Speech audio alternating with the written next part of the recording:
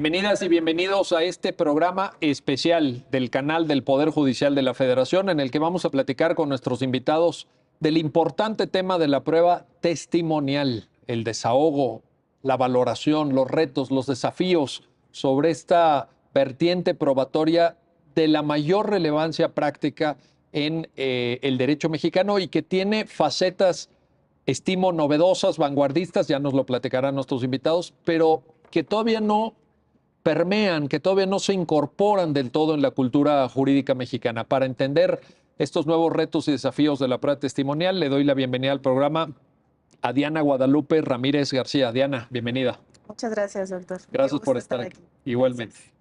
Y también le doy la bienvenida al programa a Josué Beristain Cruz. Josué, bienvenido. Muchas gracias, doctor. Gracias por la invitación. Josué, el análisis, el comentario, el debate incluso, porque creo que se vale, sobre la prueba testimonial se debe insertar en un paradigma más amplio que se ha venido a llamar la prueba racional. Una vertiente, en primer lugar, intelectual, con raíces italianas, en España también. Cuéntanos, ¿por qué este boom, esta no es una moda, pero ciertamente una efervescencia alrededor de temas probatorios? Sí, por supuesto. Creo que tal como lo dice, cualquier análisis sobre algún medio de prueba particular, en este caso la prueba testimonial, tiene necesariamente que pasar por un análisis previo y definición de en qué concepción de la prueba estamos platicando. Por lo general, tratándose de la prueba testimonial, no estamos en un sistema de prueba tasada donde el órgano legislativo previamente y de manera abstracta y general determinó qué valor probatorio iba a tener la testimonial. Estamos en el modelo de libre valoración de la prueba, que me parece es hasta a donde van las corrientes de los sistemas jurídicos actuales caminando. Y también el mexicano. Y el mexicano, por supuesto, desde materia penal como materia familiar, con nuestro nuevo Código Nacional de Procedimientos Civiles y Familiares. Y acá, en el ámbito de la libre valoración de la prueba, yo distinguiría a lo mejor dos concepciones, la concepción subjetiva y la concepción racional, como bien lo comentaba. Y esta históricamente a lo mejor podría entenderse cuando se pasa de la valoración tasada, donde había una previa determinación y ahora todo está en la persona juzgadora.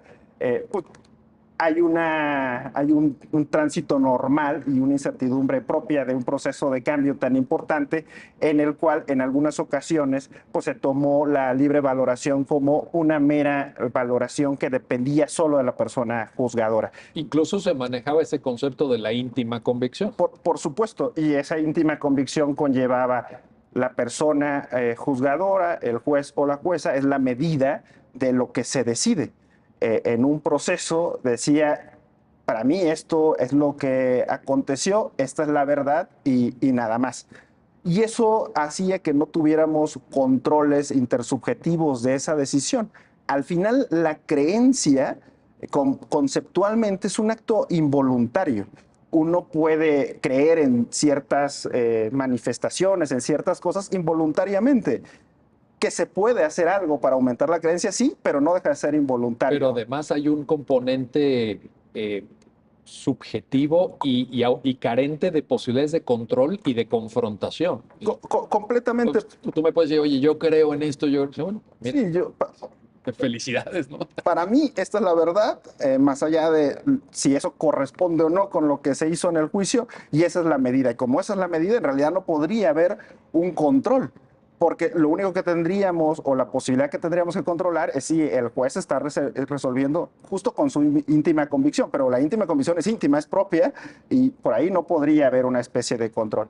Entonces, se va caminando de esta concepción subjetiva de la prueba inicial en el marco de la libre valoración a una concepción racional que, como decía, pues tiene sus inicios en Italia con exponentes como Michele Tarufo y que va avanzando hacia la Escuela de Girona, que seguramente será una de las más representantes en este momento, con Carlos Vázquez, con Jordi Ferrer y con muchas personas que han estado aportando investigación, no solamente también desde España, sino también en Latinoamérica, en México. Y la concepción racional de la prueba básicamente lo que plantea es que el concepto de verdad ya no está anclado a la persona del juzgador, sino está anclado a lo que pasó en la realidad. Y esto conlleva que tiene que existir una correspondencia con lo que decidimos en un proceso jurisdiccional, con lo que en verdad pasó en la realidad. Por supuesto que hay muchos debates sobre si podemos o no conocer la realidad.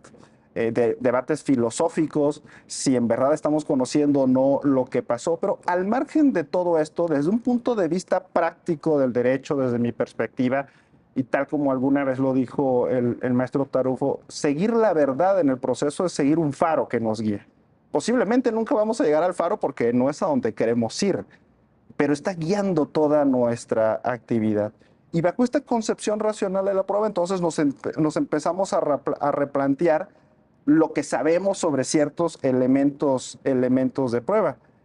Ahora, la verdad, lo que se determine en un juicio, en principio va a pasar por la valoración de los elementos de juicio, y a partir de esa valoración se va a tomar una decisión. Entonces ya no es que el juez crea o no, es que el juez acepta o no acepta una determinada conclusión probatoria con base en lo que hizo durante el proceso. Que también está sometida a control y a verificación y a refutación en su caso. Por supuesto, porque la gran ventaja, si se quiere decir de alguna manera, de que sea de la concepción racional, insistimos, es que no depende del criterio subjetivo, sino depende de lo que hicimos durante el proceso, en las distintas etapas, en la primera la admisión, en la práctica, conformación, valoración y decisión. Todo esto nos da elementos para al final tomar una decisión que tiene que estar justificada, que era lo que comentaba.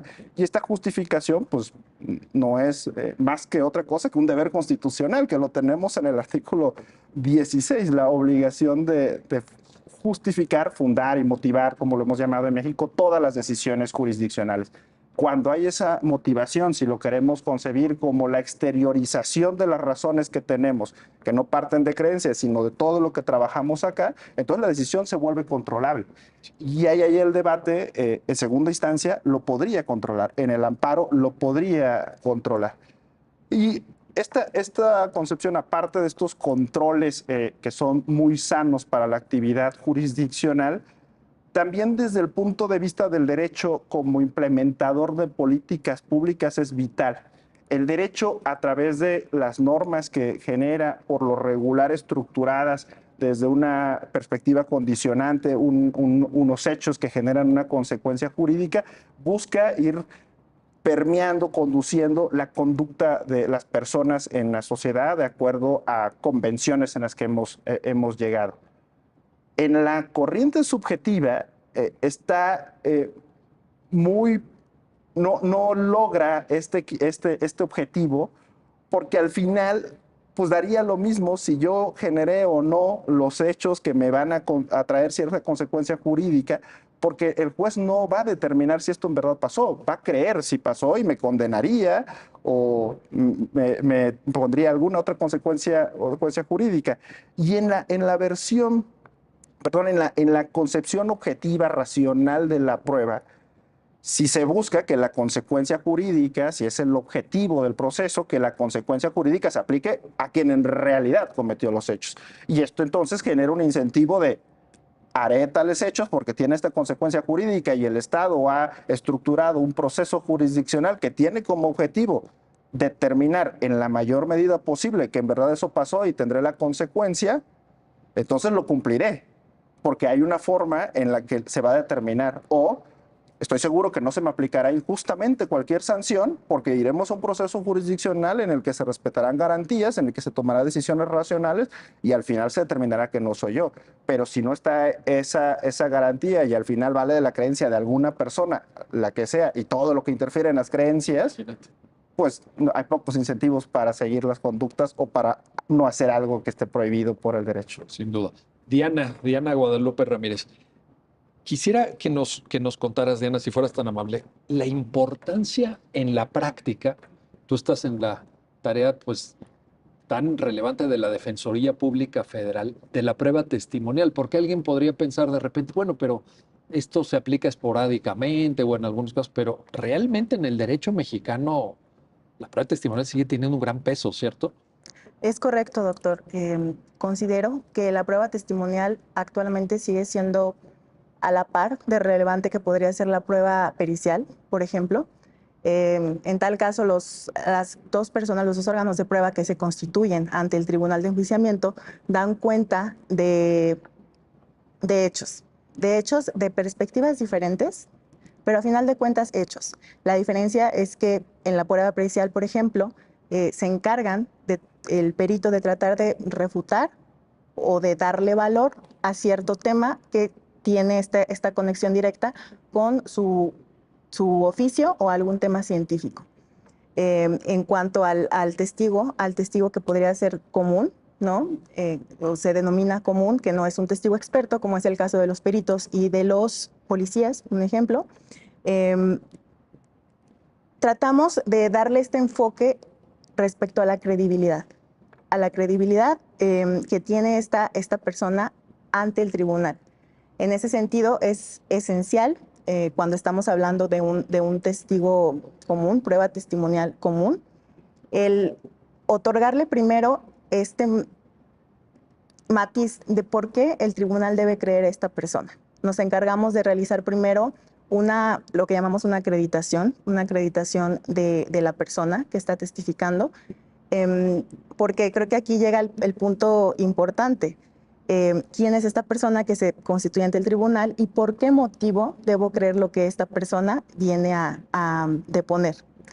Creo que es especialmente importante lo que comenta Josué, porque sí se ha visto un cambio relevante, yo lo consideraría así, desde este juez Hércules, que no faltaba cuando no era difícil ver una resolución en la cual decía que no era creíble lo que había dicho el testigo porque se notaba nervioso, porque estaba sudando, porque estaba volteando a ver hacia el público. Sin embargo, no se valoraba lo que él decía, lo que verbalizaba, y no se valoraba en conjunto con las demás pruebas que se habían desahogado en juicio. ¿Sientes, Diana, que esto ya está quedando atrás en la práctica del derecho mexicano? La verdad, doctor, no. Yo creo que todavía Un camino por... sí, nos Ahora, falta un camino. ¿sientes que tampoco es monolítico ese punto de vista anterior al que se refería Josué de la íntima convicción? Entonces, hay deberes. ¿Se asume ya una tarea jurisdiccional un poquito más sofisticada en materia de razonamiento probatorio? Yo pensaría que sí, considero que a final de cuentas tenemos, bueno, estos ya nuevos parámetros, ¿no? Ya nuevos parámetros, tenemos nueva doctrina que nos va empujando hacia algún lugar.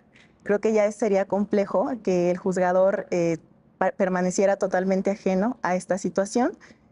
Yo creo que sí nos falta mucho camino que recorrer, como bien mencionaron ustedes, pero ya no, ya es cada vez menos común ver ese tipo de resoluciones, ese tipo de sentencias en las cuales se le da absoluto poder al juez para poder determinar si una persona tiene credibilidad o no, sin atender realmente a todo lo conexo, ¿no? Al de la declaración de la persona.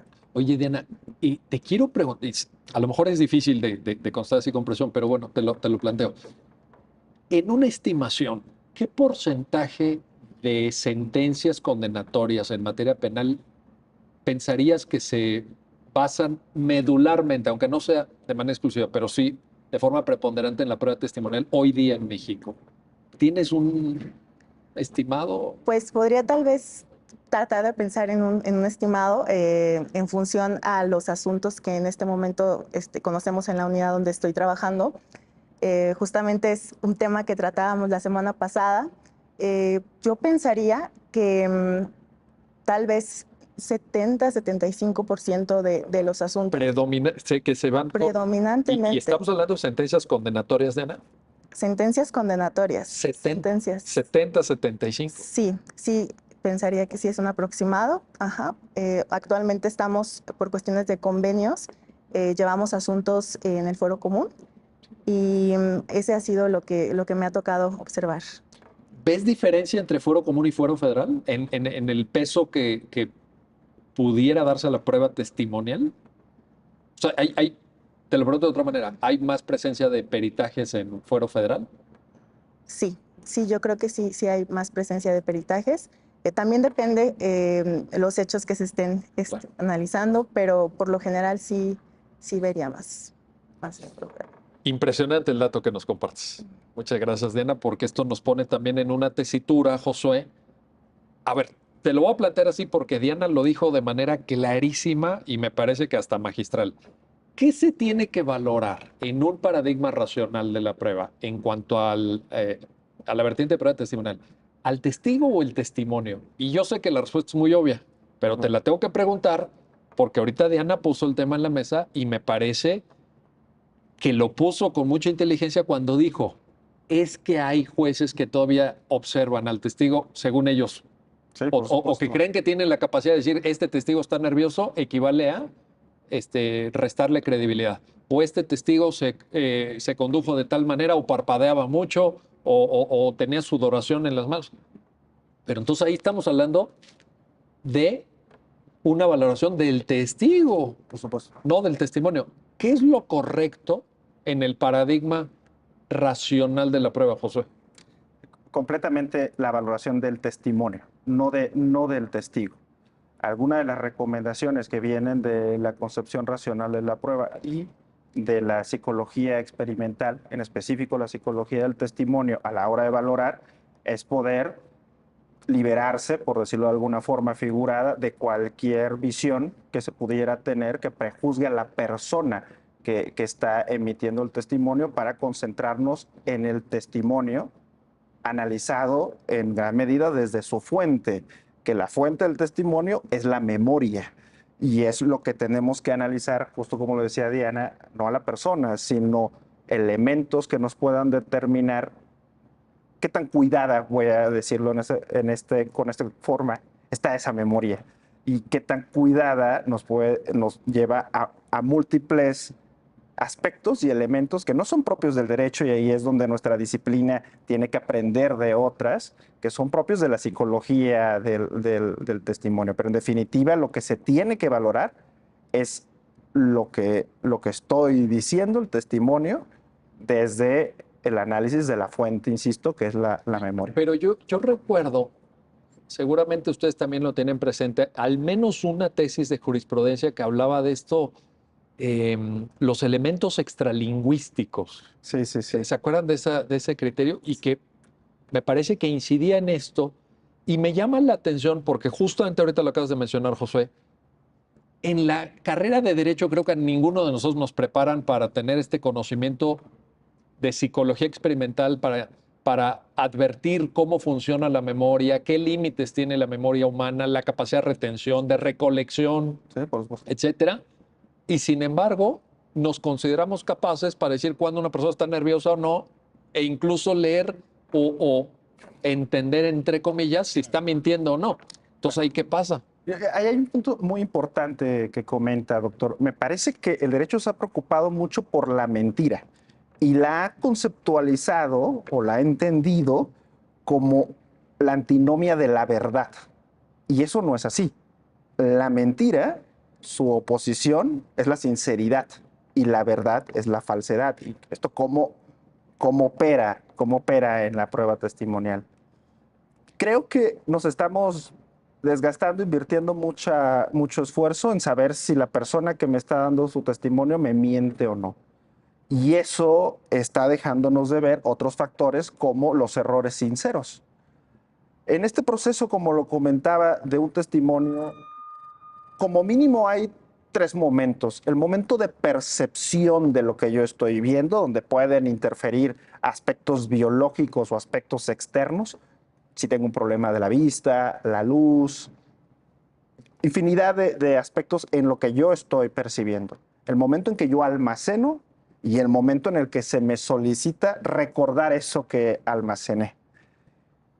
Un testigo puede mentir si no está diciéndonos lo que en verdad almacenó. Yo podría, por ejemplo, si alguien me pregunta, estamos buscando a una persona, ¿tú sabes dónde está?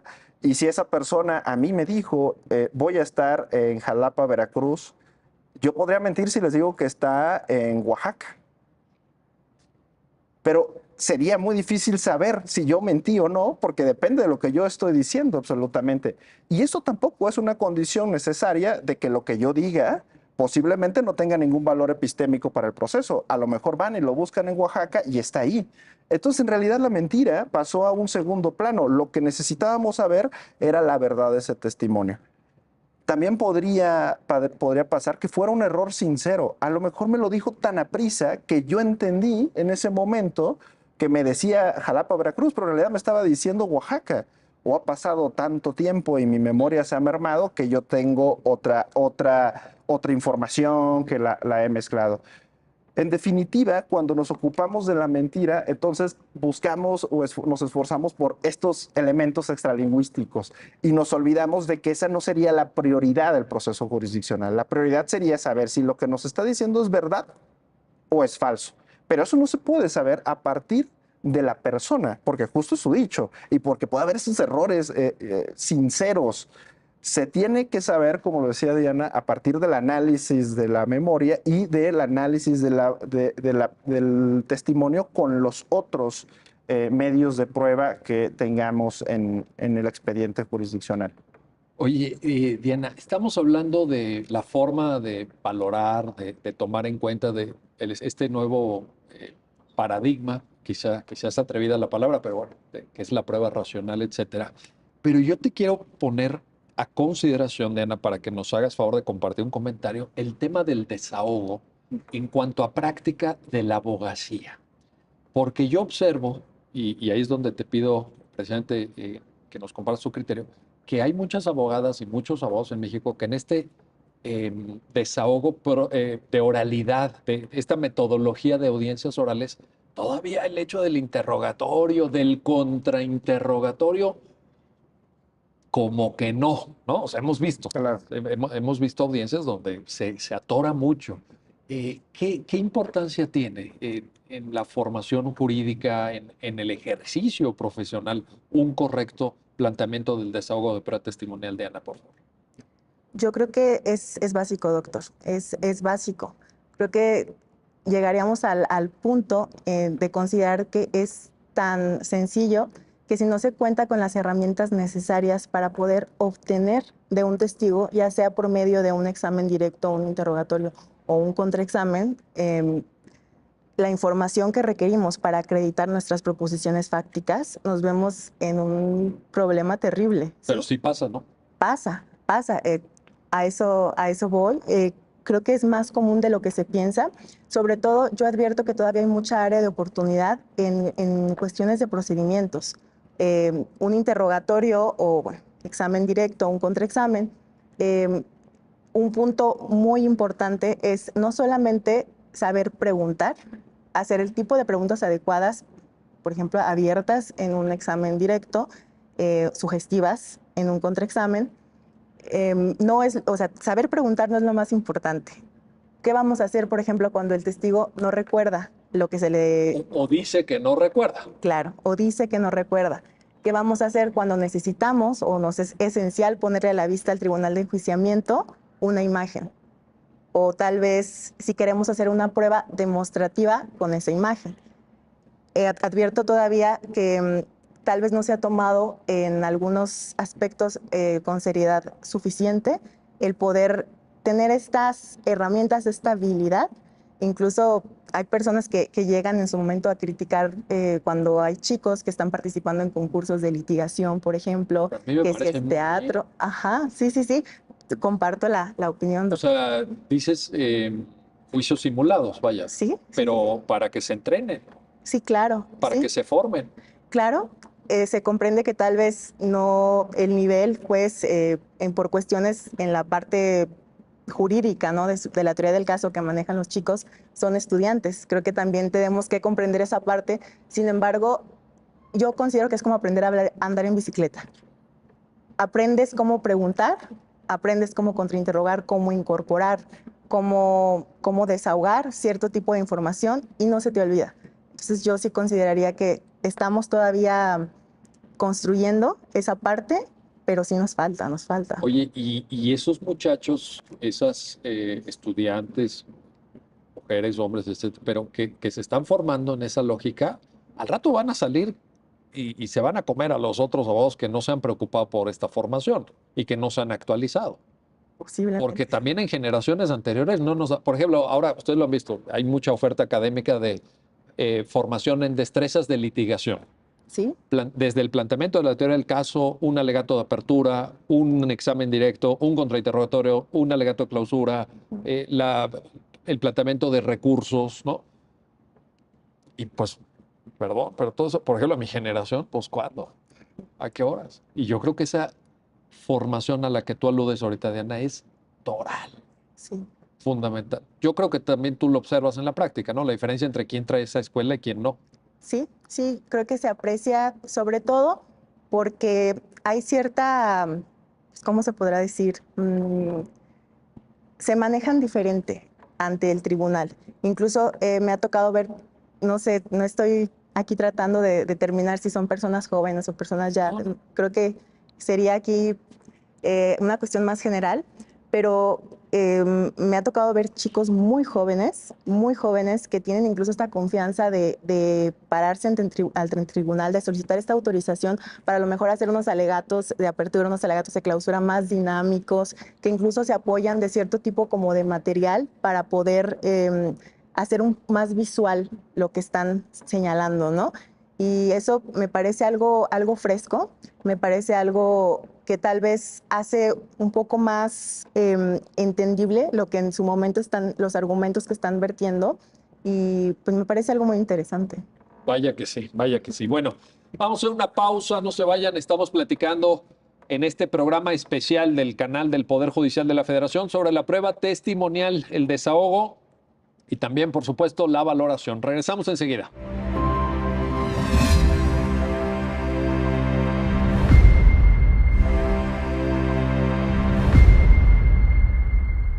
Ya estamos de vuelta, ya estamos de regreso en este programa especial del canal del Poder Judicial de la Federación. Estamos platicando con nuestros invitados sobre la prueba testimonial. Ya lo escucharon, una prueba que todavía tiene enorme incidencia en la práctica y que tiene requerimientos de formación para su correcto desahogo. Josué Beristain, regreso contigo y te planteo lo siguiente.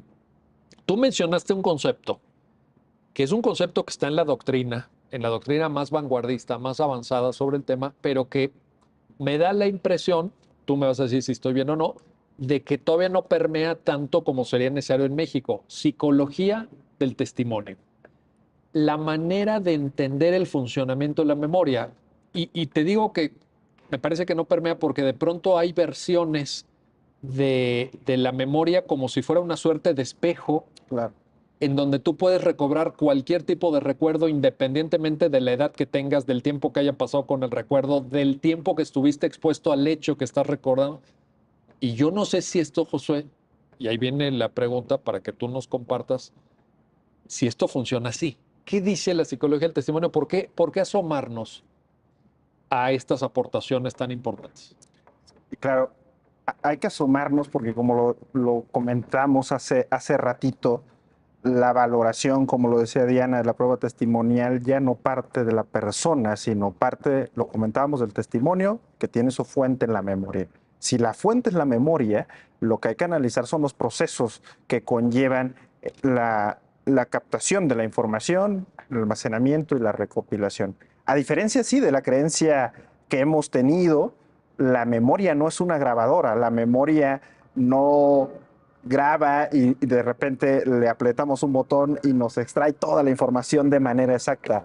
La memoria más bien es como pintar un cuadro a partir de una foto muy borrosa en la que cuando estás haciendo esta labor hay miles de factores que te pueden afectar. Lo comentaba hace un momento, factores biológicos de la percepción. ¿Cuánto tiempo le toma a la vista humana adaptarse a la luz cuando estás en la oscuridad? Esto va de la mano con los análisis de psicología experimental. ¿Cuál es la capacidad de retención que tenemos en actos que pasan en un instante? y que es necesario que Pasa digamos. alguien corriendo porque se acaba de robar la bolsa Así en la es, esquina. así es. O si estamos muy expuestos a ese acto o si lo contamos muchas veces. Todo eso va afectando en nuestra memoria, pero no es un conocimiento que nos da el derecho, como lo decíamos, es un conocimiento que nos dan otras disciplinas. La psicología, pero en este caso hay que ser muy puntual, la psicología del testimonio, no la psicología clínica, que es otra rama de la propia psicología. Normalmente, como bien lo dice, como no se ha permeado tanto, en ocasiones cuando se intentan hacer buenas prácticas, y digo intentan porque seguramente son con la mejor finalidad, pero a lo mejor no los mejores resultados, y también porque esto no ha permeado y no tenemos tantas personas especialistas, se recurre, por ejemplo, a una persona psicóloga clínica a que haga las preguntas correspondientes. La formación de la persona psicóloga clínica está en la confianza. Está en confiar porque en su día a día profesional tiene que confiar en lo que le dicen y a partir de ahí dar ciertos procesos de terapia. No es su visión o su formación el escuchar a través de un relato libre y después hacer ciertas preguntas que complementen, perdón, el testimonio para obtener la mejor información. En definitiva, es vital acercarnos a la psicología del testimonio, estudiar psicología del testimonio, tanto para la práctica como para la valoración, y diría muy puntualmente en la práctica. La práctica de la prueba, como lo comentaba Diana, es vital. No es solo tener las mejores pruebas y el mayor número de pruebas, sino sacar la mejor información de las pruebas. Y ahí está la habilidad técnica que se tiene que tener, la pericia que se tiene que tener con conocimientos que parten de un trabajo de corroboración a través de experimentos controlados y nos van diciendo cómo funciona nuestra memoria. Solo un ejemplo como que se me viene a la mente ahorita, muchos de nosotros hemos visto la película 12 hombres en pugna. ¿Cómo no? Hay una parte donde, si lo tomáramos ahorita, es psicología del testimonio, Totalmente. analizando la memoria, cuando él le dice, bueno, ¿tú lo viste matar al abuelo? Sí, yo lo vi. Y entonces ve que tiene aquí unos pequeños ovielos y dice, usas lentes. Era en la noche, estabas dormido. ¿Cuánto tiempo le toma al ojo humano volver a enfocar cuando estuviste completamente dormido, cuando no hay luz y cuando no pudiste tomar tus lentes? Esos procesos biológicos, por decirlo de alguna forma, que estudia la psicología del testimonio, ¿me pueden a mí dar o no la fiabilidad de que tú estás diciendo lo que corresponde con la realidad? Creo que no, en ese caso no, y eso es lo que se termina concluyendo. Tú no lo pudiste ver porque estabas dormido, tus ojos tardaron minutos a lo mejor en enfocar bien la luz, estaba pasando un tren y no tenías bien puesto tus lentes. Así que bueno, estos conocimientos de la psicología del testimonio me parece son importantes para la práctica y para la valoración. Sin duda. Diana, te planteo un elemento adicional a lo que atinadamente señalaba Josué, la edad.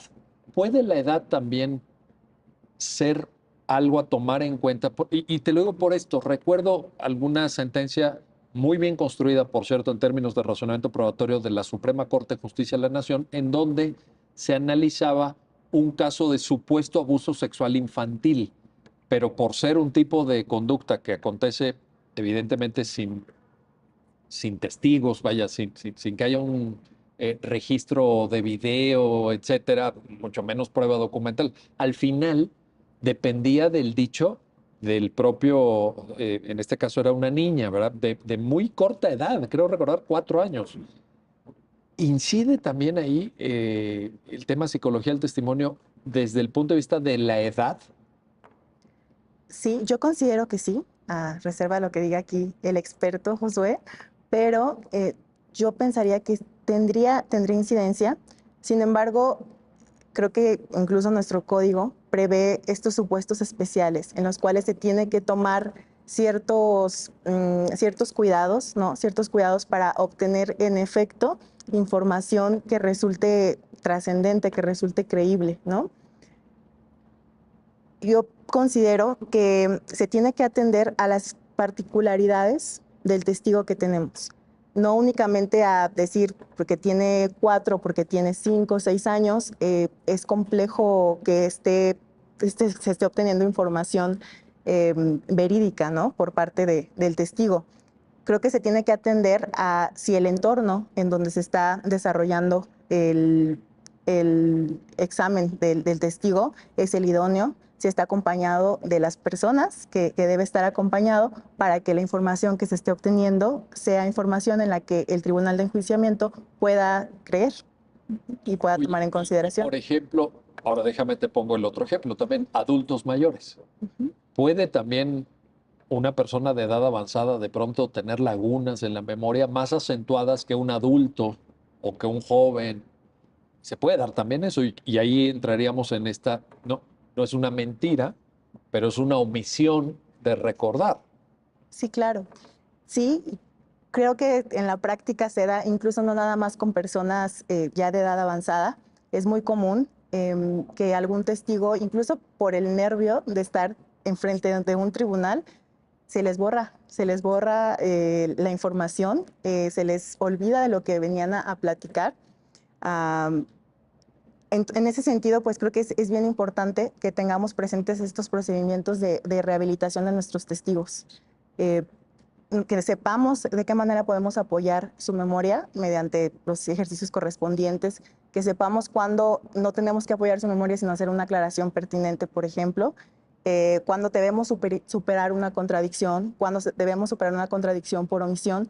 Creo que es la manera en que como litigantes podemos apoyar a que nuestro testigo no se quede con este bloqueo, ¿no? O que sea una cuestión, en caso de los adultos mayores, que tal vez su memoria ya no es tan ágil como lo era antes, y que al final podamos extraer de ellos la información que requerimos para acreditar nuestra teoría. Y ahí retomaríamos un poco, Diana, lo que decías en el bloque anterior, de que sí importa mucho la formación que tenga el jurista que está practicando el interrogatorio. Y tú apuntabas algo muy importante. Decías, sí se nota la diferencia. Sí, O sea, sí, claro. y estamos hablando de práctica, no estamos hablando de, digo, y es importante la formación académica y teórica y todo, pero estamos hablando de un elemento que tú contrastas con tu práctica cotidiana. Claro, sí, sí, sí. Sí, definitivamente creo que es básico, como ya referí anteriormente, tener estas herramientas para que a final de cuentas ambas partes estamos ahí delante del juez, tratando cada quien de acreditar nuestra teoría del caso, ¿no? Y parte toral de esa teoría es la parte fáctica, ¿no? Nosotros necesitamos obtener esa información porque justamente de lo que obtengamos de nuestros testigos, tanto los testigos de cargo como de los testigos de descargo, de ahí es donde únicamente de ahí vamos a poder argumentar al final de nuestra audiencia. Entonces, para nosotros es básico que exista esa formación y que no solamente se quede en este intento de traer ante el tribunal a un testigo experto, sino que en efecto podamos obtener lo que necesitamos de ellos. Oye, y ahorita decías, bueno, ¿qué pasa cuando el testigo te contesta, no me acuerdo, no típico, no me acuerdo, no, no? Pero también, Diana, las técnicas de control de un testigo, cuando de repente el testigo se empieza a ir y te empieza a contar su vida y su infancia, ¿no? Oye, pero yo le pregunté esto concreta. Entonces, eso también implica una técnica de litigación y una técnica de práctica de interrogatorio o contrainterrogatorio, ¿no? Claro, claro, sobre todo yo consideraría que lo más importante es tener líneas muy claras, tanto cuando se hace un examen, cuando se hace un contraexamen. Digo, no es recomendable el tener una serie de preguntas anotadas, porque justamente por la naturalidad en que se va a hacer el ejercicio, nunca tenemos certeza de qué nos van a contestar.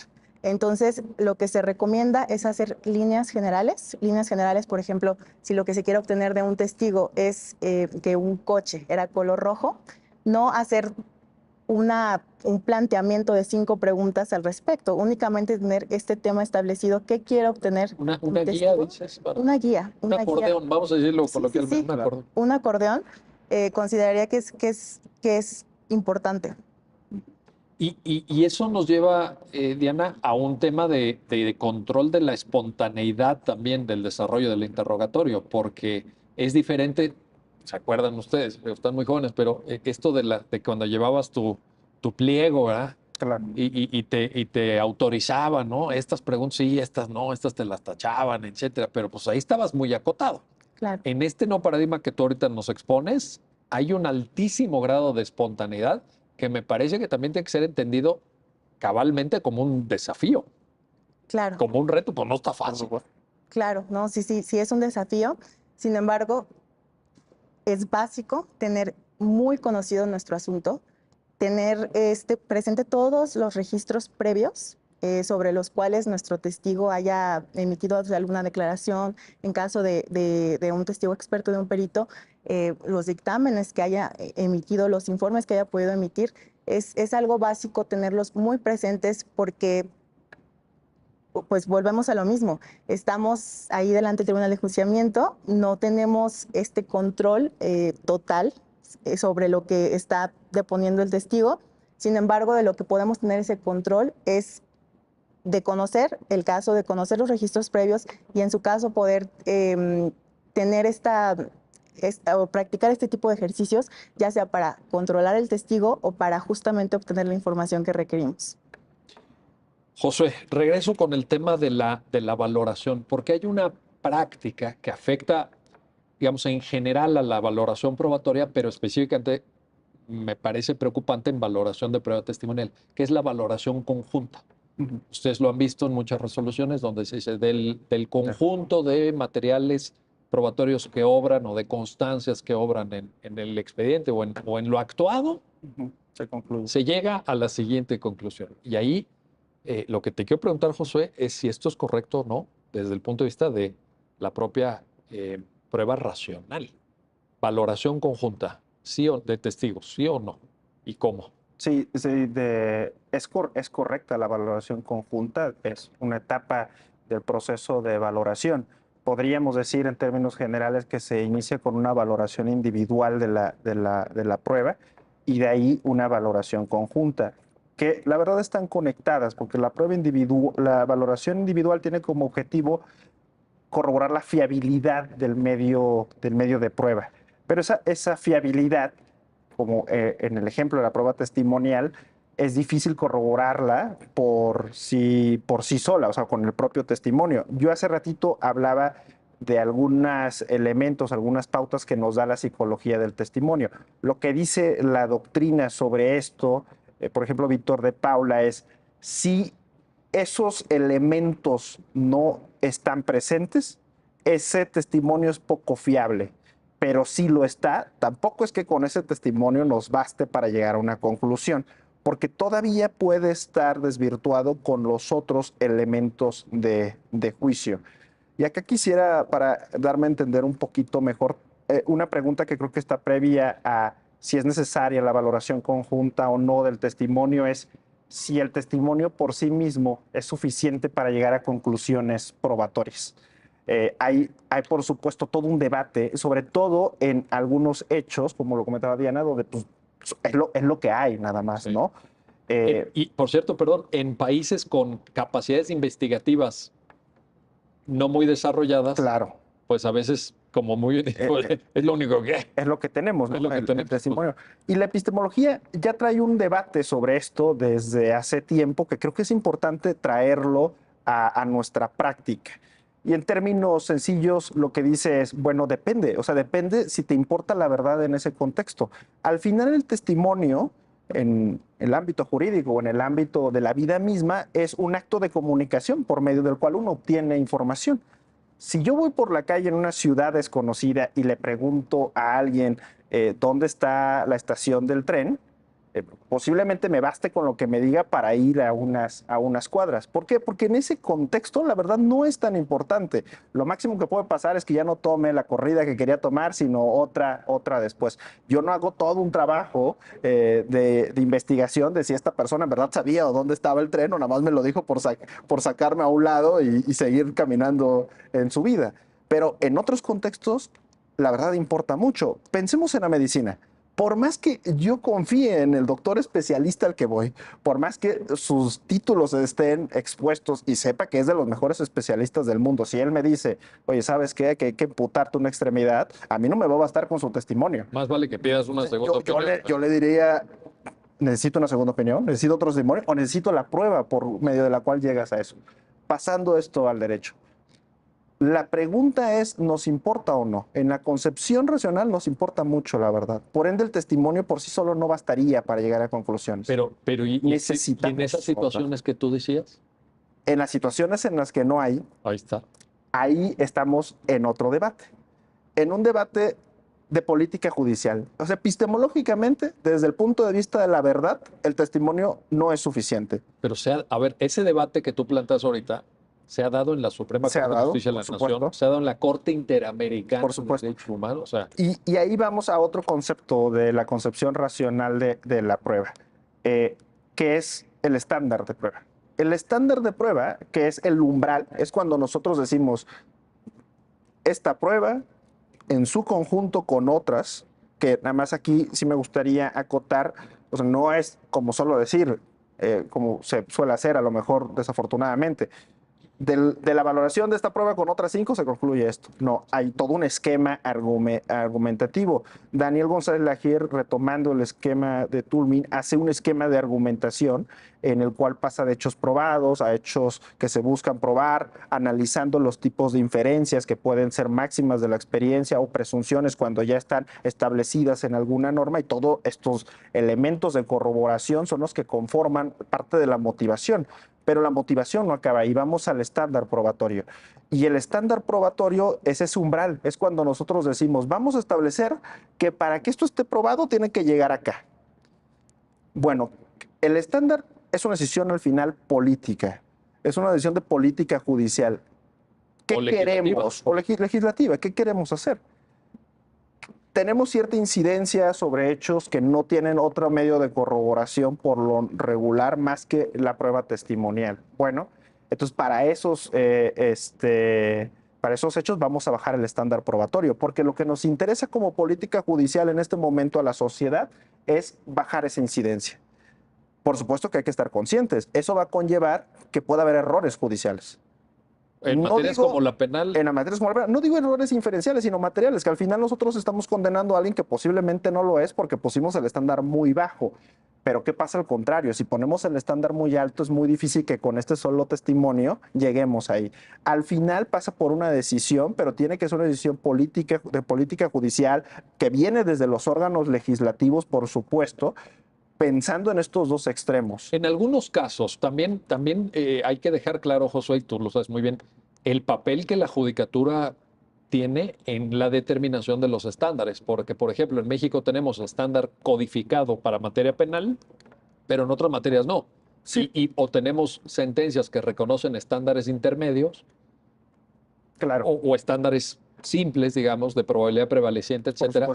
Y ahí yo creo que la tarea jurisdiccional es de la mayor relevancia. Por supuesto. Al ser una decisión de política judicial, lo ideal sería que los órganos legislativos tuvieran este debate. Pero cuando no, los órganos jurisdiccionales, como los tribunales constitucionales, las Cortes Supremas, determinan a través de precedentes que tienen vinculatoriedad y generalidad estándares probatorios que son sanos, porque al final nos dan certeza, nos dan la previsibilidad de que si yo logro este conjunto, esta valoración, tendré esta decisión. Pero insistimos, al final el tema del estándar es una decisión política, y en estos casos difíciles, cuando solo tenemos el testimonio, pues tenemos que tomar una decisión analizando el error que podríamos tener de un lado o del otro, o que alguien termine con una consecuencia jurídica cuando no tenía, pero el estándar fue muy bajo, o que alguien termine sin esa consecuencia jurídica cuando debía. Un último aspecto que ha estado también debatido, analizar, es si se baja el estándar probatorio y entonces los órganos de procuración de justicia saben que con pocas pruebas pueden llegar a tal conclusión, aunque el error puede ser mucho, puede, no estoy diciendo que pase, que también baje la pericia en la investigación. Claro. Por efecto secundario. Entonces, son muchos factores que hay que analizar, pero lo importante es decir y también que epistemológicamente un testimonio tiene poca capacidad de corroboración, un solo testimonio, cuando nos importa la verdad. En una política judicial ya tendríamos que tomar una decisión, en estos casos extremos, considerando todos estos factores. Sin duda. Diana, no quisiera despedir el programa, nos falta poco para terminar, pero sin plantearte esto. el tema de las objeciones, porque también en esto que nos platicabas de cómo, digamos, encauzar al testigo, si formular preguntas abiertas, preguntas cerradas, de pronto en las tácticas de litigación, pues las objeciones juegan un papel muy, muy importante y no estoy seguro que en el panorama jurídico mexicano tengamos la cultura del adecuado manejo de las objeciones. Un comentario, por favor. Claro, doctor. Sí, creo que sin duda acertó en lo que refirió. No estamos, todavía tenemos este largo camino del que ya venimos hablando que recorrer. No estamos al nivel tal vez de otras, en este tema en específico, de otros países donde ya tienen sus reglas de evidencia, ¿no? No nos vamos tan lejos. Las reglas federales de evidencia estadounidenses Son de lo mejor. sí, no, y realmente es algo de lo que estamos careciendo acá. Me ha tocado, por fortuna, llevar asuntos en varios estados en desempeño de mis funciones y tal vez terminamos percatándonos de que no nada más en cada centro de justicia, ya sea fuero común o fuero federal, puede que tengan diversos criterios respecto a cuáles preguntas pueden ser objetables, cuáles no. Dentro de los mismos centros de justicia puede que haya jueces con criterios diversos. Entonces, no nada más es aprender, tal vez como litigantes, esta parte de, en general, objeciones, sino que también tenemos que ir viendo cuál es el criterio del juez. Creo que en ese sentido hace falta, mucha falta, que se unifiquen de cierta manera, porque sí tenemos mucha área de oportunidad. Ahora, en esto, Diana, pues lo que se corrobora es que realmente no hemos incorporado los estándares de formulación y calificación de objeciones en la práctica judicial mexicana. Es correcto, doctor, es correcto. Y a mí esto me preocupa, ¿es preocupante o no? Sí, claro, sí, definitivamente es preocupante, porque, digamos, es la mecánica que tenemos para controlar, ¿no? Para controlar la información que está obteniendo nuestra contraparte. Y fíjate, en materia penal, en la materia que tú eres especialista, me parece especialmente importante porque debido al carácter acusatorio del proceso penal, el juez tiene que ser absolutamente imparcial respecto de la información que entra en el proceso por vía de la prueba testimonial. Entonces, si no tienes un sistema claro de objeciones, ese control no va a existir. Es correcto. Porque el juez no puede controlar eso, o sea, está impedido, pues. El modelo mismo no lo permite. Entonces sí me parece que también ahí hasta daría para otro programa, ¿verdad? Los tipos de objeciones, cuándo plantearlas, las estrategias de litigio que puede uno observar a partir del planteamiento o no planteamiento y eventualmente justificación de las objeciones. Claro, sí, concuerdo totalmente con usted.